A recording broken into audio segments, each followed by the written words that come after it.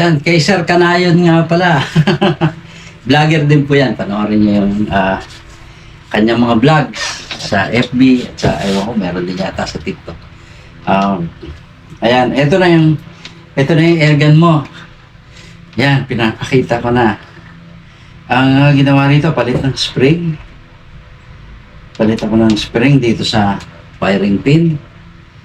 Yan, tapos yung firing pin niya, binawasan ko. Kung makikita nyo, straight na to. Yan. Tapos, pa bang ginawa ko dito? Siyempre, yung offset natin, threaded po yan dito. Wala lang siya nito. Kasi, ito ay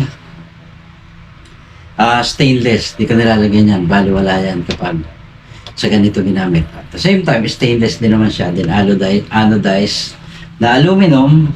Itong kanyang offset. So, okay na. Aluminum din naman lahat. Ito, inanodize ko rin. Nilagyan ko ng dalawang lock dito. Yan, para hindi magpupumit. Yan. Ito yung kabila, yung dati, hindi ko na ginalaw. Yan. Ito. Lock din niya ng ano. Tapos, ayan na nga. Ito ay may barrel band siya. Saan ba yung tornilyo nito? Parang tinanggal ko yung tornilyo na. So yan, may barrel band siya.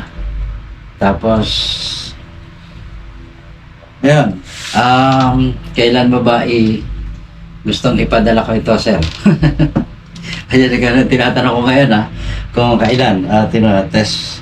Ano natin to? Testing ko kanina. So, yung accuracy. Okay naman. Walang kasabit-sabit yung silencer niya. Okay naman. Magaling din yung gumawa niyan. Hindi ako gumawa ng silencer nito. Ako lang yung tanggal niya tapos hindi daw nila matanggal. So, ako nagtanggal. Then, ayan, testing natin. Kanina, tinesting ko to doon sa yung accuracy. Gamit lang yung, niya. Gamit lang yung kanyang open sight. Ayan, tingnan natin. So, yun, di ba? Lumalagabog. 2 cocks nga pala to. Sa 1 cock, mahina.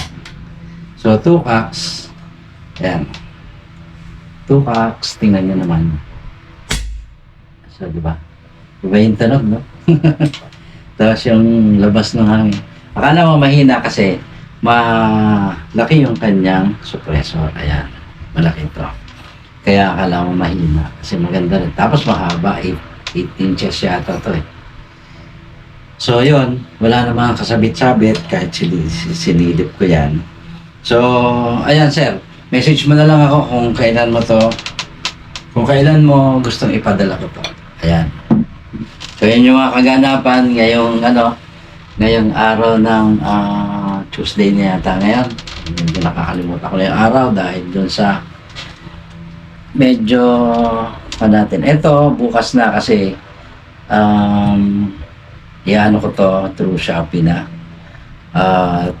Ayan, yung mga ano nga bang model nito? Siguro nakikita nyo yung model nito, makapal,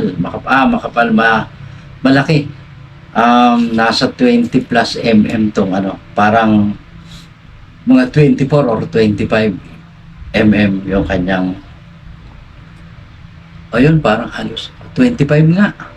25 mm kasi 25 mm to eh. Itong offset eh. Halos pantay siya. So 25 mm yung outer diameter ng kanyang tube. Yung kanyang tank. At yung isa Concord yun eh. Papakita ko rin sa inyo later after nito. So ilalagay ko rin doon itong regulator na to. Bubuin ko na rin yon. So, yun na lang yung tatanungin din kung kailan. Sir, Kanayon, shout out sa'yo nga pala. At saka, ayun, message mo ako kung kailan natin ipadadala itong unit mo. At ako naman ay naka-ready na.